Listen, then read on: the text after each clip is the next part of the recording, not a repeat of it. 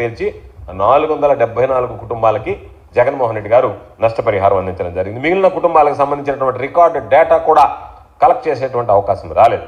కాబట్టి చంద్రబాబు నాయుడు ఎప్పుడు copy cat చెప్తుంటాడు, నాకున్నటువంటి అనుభవం, నాకున్నటువంటి ప్రజ్ఞ, నాకున్నటువంటి అపారమైనటువంటి తెలివితేటలు ఎవ్వరికి లేవు, ఈ ప్రపంచంలోనే లేవు, ఈ దేశంలోనే నేను పుట్టాల్సినటువంటి వాడిని కాదని మాట్లాడేటువంటి చంద్రబాబు ఎప్పుడూ కూడా స్వతహాగా ఒక్క కార్యక్రమమైనా సరే, ఒక్క సంక్షేమ పథకమైనా సరే ప్రవేశపెట్టడం మీరు చూడండి, ఎక్కడా ప్రవేశపెట్టినటువంటి దాఖలాలు. చంద్రబాబు అనేటువంటి వాడు కాపీ క్యాట్. ఎవడన్నా ప్రవేశపెట్టినటువంటి దాన్ని కాపీ చేయడమో లేకపోతే ఇతర రాష్ట్రాల్లో ప్రవేశపెట్టిన దాన్ని తీసుకొచ్చి ఇక్కడ అమలు చేయడమో తప్ప ఎక్కడా చంద్రబాబు నాయుడు బుర్రలో నుంచి మోసం చేయడానికి ఎక్కువగా ఆలోచన చేస్తాడు. కాబట్టి ప్రజలకు సంబంధించినటువంటి సంక్షేమాన్ని గురించి ఆలోచన చేయడానికి సమయం ఉండదు. ఆ ఆలోచన చేయాల ప్రజలకు అనేటువంటి ఆ ఆలోచన శక్తి కూడా చంద్రబాబు నాయుడుకి లేదు.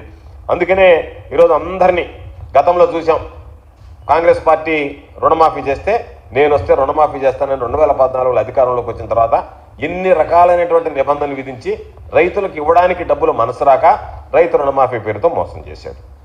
ఈరోజు మరలా జగన్మోహన్ రెడ్డి గారు రైతులకు పెట్టుబడి సాయం ఇస్తుంటే లేదు, జగన్మోహన్ రెడ్డి గారు ఇచ్చేటువంటిది 13,500, నేను 20,000 రూపాయలకు పంచుతానని చెప్పి దాని పేరు కూడా అన్నదాత సుఖీభవ అని చెప్పి ప్రకటించాడు. ఇచ్చినటువంటి పరిస్థితి లేదు. ఈ పెట్టుబడి సాయం కూడా జగన్మోహన్ రెడ్డి గారిని చూసి కాపీ కొట్టి జగన్మోహన్ రెడ్డి గారు 13,500 ఇస్తే నేను 20,000 ఇస్తానని చెప్పి ప్రకటించాడు తప్ప చంద్రబాబు నాయుడికి అటువంటి ఆలోచన, అంత అనుభవజ్ఞుడైనటువంటి చంద్రబాబు నాయుడికి రైతుల పట్ల ఉదారంగా వ్యవహరించాలనేటువంటి ఆలోచన రాకపోవడం అనేటువంటిది ఈరోజు రైతాంగం మొత్తం గమనించాలనేటువంటిది ఈ సందర్భంగా తెలియజేస్తున్నాను. కాబట్టి చంద్రబాబు అన్ని రంగాల్లో కూడా జగన్మోహన్ రెడ్డి గారు రాగా రైతులను ఆదుకోవడంలో విఫలం చెందాడు. అకాల వర్షాలు వచ్చినా సరే, వరదలు వచ్చినా సరే నష్టపోయినటువంటి రైతుల గురించి ఆలోచన చేసేటువంటి పరిస్థితుల్లో లేడు. ఏదైనా సరే జగన్మోహన్ రెడ్డి గారి హయాంలో ఎవరన్నా వర్షాలు వచ్చి వరదలు వచ్చి నష్టపోతే అదే సీజన్లో ఇన్పుట్ సబ్సిడీ ఏదైతే ఉందో ఆ సీజన్ ముగిసే లోపలనే రైతుల ఖాతాలో జమ చేసేటువంటి ఒక విధానాన్ని తీసుకొచ్చాడు. ఈరోజు చంద్రబాబు నాయుడు గతంలో బకాయిలు పెట్టి వెళ్ళిపోయాడు. గతంలో ముఖ్యమంత్రిగా ఉన్నప్పుడు మరలా ఈరోజు కూటమి ప్రభుత్వంలో కూడా రైతులను ఆదుకోవాలనేటువంటి ఆలోచన చేసేటువంటి పరిస్థితి లేదు. అందుకనే దాదాపుగా జగన్మోహన్ రెడ్డి గారి హయాంలో ఆయన ఏ విధంగా ఎవరన్నా ఆత్మహత్య చేసుకుంటే ఉదారంగా వ్యవహరించమన్నారు. దానికి చంద్రబాబు నాయుడు రైతు అనేవాడు ఆత్మహత్య చేసుకుంటే దాన్ని ఆత్మహత్యగానే పరిగణించండి అని చెప్పాడు తప్ప చంద్రబాబు నాయుడు లాగా రైతుల ఆత్మహత్యలు పెరిగిపోతే ప్రభుత్వం మీద, ఖజానా మీద భారం పడదేమో, ప్రభుత్వానికి అప్రతిష్ట వస్తుందేమో అనేటువంటి ఆలోచన చేయలేదు. అందుకనే 1794 కుటుంబాలు, ఈరోజు 1794 మంది చనిపోతే ఆ 1794 కుటుంబాలకి దాదాపుగా 116,10,00,000 రూపాయలు జగన్మోహన్ రెడ్డి గారి హయాంలో ఎక్స్గ్రేషియా ఇచ్చాం జరిగింది. ఎక్స్గ్రేషియా ఈరోజు అందజేయడం జరిగింది, వాళ్ళ ఖాతాలో జమ చేయడం జరిగింది. దాంట్లో దాదాపుగా 495 మంది కౌలు రైతులు కూడా ఉన్నారనేటువంటి విషయాన్ని ఈ సందర్భంగా నేను తెలియజేస్తున్నాను. అదేవిధంగా మరొకటి చంద్రబాబు నాయుడు చెప్పినటువంటి మాట, నేను అధికారంలోకి రాగానే మనం ఏదైతే అన్నదాత సుఖీభావాన్ని పెట్టుబడి సాయం అన్నామో దానికి 20,000 రూపాయలు అందిస్తానన్నాడు.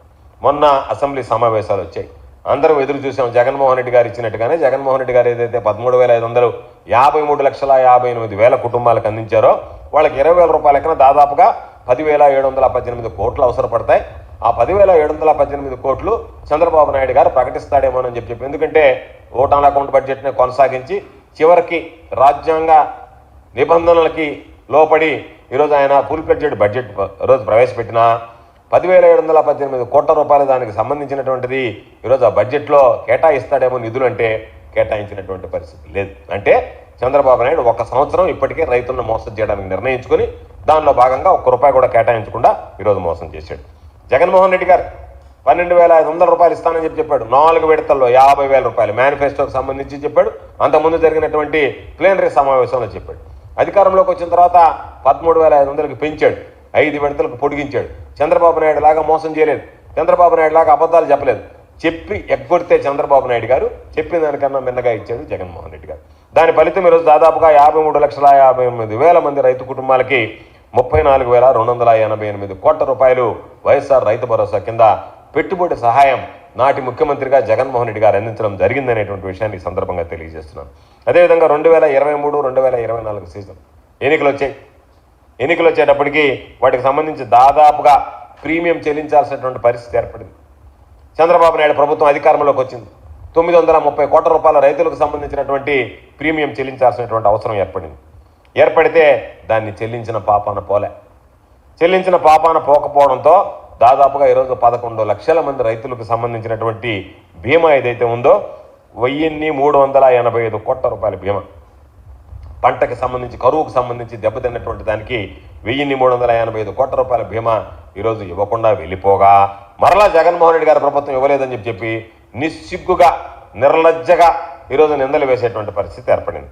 అదేవిధంగా ఈరోజు మరలా ఏదైతే గతంలో ఉన్నటువంటి ఉచిత పంటల బీమా ఉందో ఆ ఉచిత పంటల బీమాకు మంగళం పాడుతూ ఈరోజు మీకు అవసరమైతే ఈ రబీ సీజన్ నుంచి రైతులు అవసరమైతే రైతుల భాగస్వామ్యంతో మీరు ప్రీమియం కట్టుకుంటే, అంటే చంద్రబాబు నాయుడు గతంలో అనుసరించినటువంటి విధానమే, జగన్మోహన్ రెడ్డి గారు రాకముందు అనుసరించినటువంటి విధానమే, మీరు గనక ప్రీమియం కట్టుకుంటే మీరు కట్టుకునేటువంటి ప్రీమియంకి మ్యాచింగ్గా మేమిస్తాము, కేంద్ర ప్రభుత్వం మ్యాచింగ్ ఇస్తుంది అని చెప్తున్నాడు. ఎందుకంటే సాధారణంగా రైతులకు సంబంధించినటువంటి పంటల బీమాలో 1 వంతు రైతు భరించాలి ప్రీమియం, 1 వంతు రాష్ట్ర ప్రభుత్వం భరిస్తే ప్రధానమంత్రి ఫసల్ బీమా యోజన కింద 1 వంతు కేంద్ర ప్రభుత్వం భరిస్తుంది.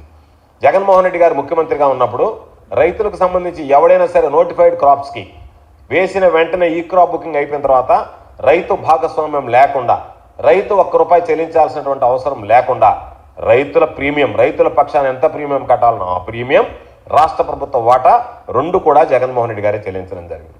ప్రధానమంత్రి ఫసల్ బీమా యోజన ఉంటే కేంద్ర ప్రభుత్వం ఫసల్ బీమా యోజనలో కొన్ని నిబంధనలు తీసుకొస్తే ఆ నిబంధనల ప్రకారం కౌలు రైతులకైతే ఏమి, కొంతమంది దేవాదాయ భూములు చేసుకునేటువంటి వాళ్ళు కానీ, అటవీ చట్టం కింద అటవీ హక్కులు కలిగినటువంటి రైతులకు సంబంధించి అది ప్రధానమంత్రి ఫసల్ బీమా యోజన కింద కేంద్ర ప్రభుత్వం ఇచ్చేటువంటి ఆ బీమా వెసులుబాటు రావడం లేదు, దానివల్ల నష్టపోతున్నారని చెప్పి ఈ దేశంలోనే ఉచిత పంటల బీమా ప్రవేశపెట్టడమే కాకుండా యూనివర్సలైజేషన్ కింద కేంద్ర ప్రభుత్వంలో నుంచి ప్రధానమంత్రి ఫసల్ బీమా యోజన నుంచి వైదొలిగి మొట్టమొదటగా 100% రైతులకు సంబంధించినటువంటి ప్రీమియం భరించినటువంటి రాష్ట్రం ఈ దేశంలోనే మన ఆంధ్ర రాష్ట్రం. ఆ తర్వాత మిగతా రాష్ట్రాలన్నీ కూడా జగన్మోహన్ రెడ్డి గారు తీసుకున్నటువంటి నిర్ణయాలు బాగున్నాయి కాబట్టి మీరు యూనివర్సలైజేషన్ కన్నా అందరికీ కనుక బీమా కవరేజ్ చేయకపోతే మేము కూడా ప్రధానమంత్రి ఫసల్ బీమా యోజన నుంచి వైదొలుగుతామని ఇతర రాష్ట్రాలు వెళ్ళిన తర్వాత ఆ రోజు వ్యవసాయ శాఖ మంత్రిగా నేను, ముఖ్యమంత్రిగా జగన్మోహన్ రెడ్డి గారు, కేంద్ర వ్యవసాయ శాఖ మంత్రిగా నరేంద్ర సింగ్ తోమర్ గారు అందరం కలిసి ఒక వీడియో కాన్ఫరెన్స్ ఏర్పాటు చేసి దానిలో మీ విధానాలు బాగున్నాయి, మీ విధానాల ప్రకారం మరలా మేము వాటిల్నే కొనసాగిస్తాం, మీరు సూచించినట్టుగానే ఈ బీమాలో మార్పులు చేర్పులు చేస్తాం, కాబట్టి మీరు మరలా తిరిగి ప్రధానమంత్రి ఫసల్ బీమా యోజనలో కొనసాగండి అంటే అక్కడ నుంచి ప్రధానమంత్రి ఫసల్ బీమా యోజనలో ఈరోజు ఆంధ్ర రాష్ట్రం కొనసాగడం జరిగింది. అంటే 100% రైతులకు సంబంధించినటువంటి 1 రూపాయి 1 నయా పైసా కూడా చెల్లించాల్సినటువంటి అవసరం లేకుండా ఈరోజు వాటికి సంబంధించినటువంటి